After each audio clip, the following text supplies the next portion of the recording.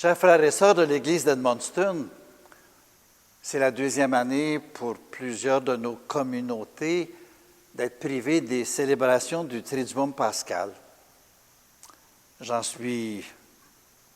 le regrette.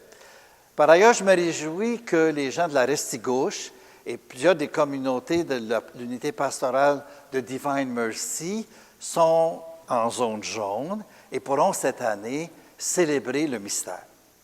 Vous savez, le Triduum pascal, c'est comme le cœur de notre foi. On célèbre l'amour inconditionnel du Père qui est manifesté dans la mort, la résurrection de Jésus. Et il me semble, comme disciples missionnaires, on a toujours besoin de se replonger dans ce mystère-là. Il y a quelques jours, on célébrait la messe chrismale dans la plus stricte intimité.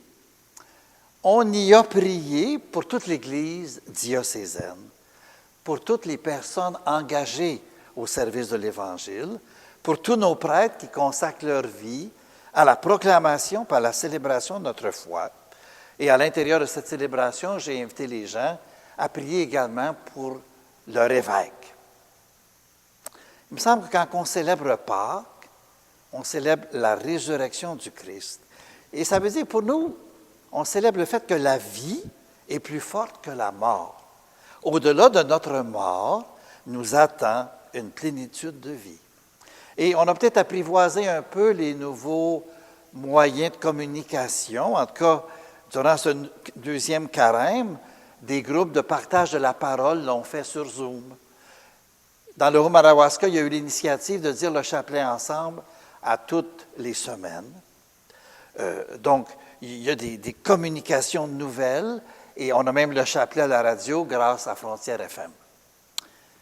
On nous dit que ce qui va nous aider à sortir de la crise actuelle, ce sont les vaccins qu'on rend de plus en plus disponibles.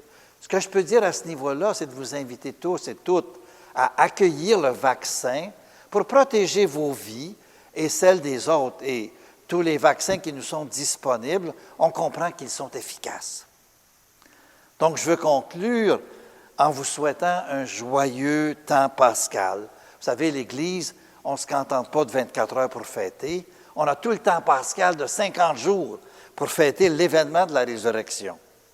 Et je garde de l'espoir qu'on pourra se retrouver en présentiel avant la fin de ces 50 jours-là et qu'on pourra célébrer la résurrection ensemble. Comme disent beaucoup de chrétiens, le Christ est ressuscité, il est vraiment ressuscité. Joyeuse Pâques.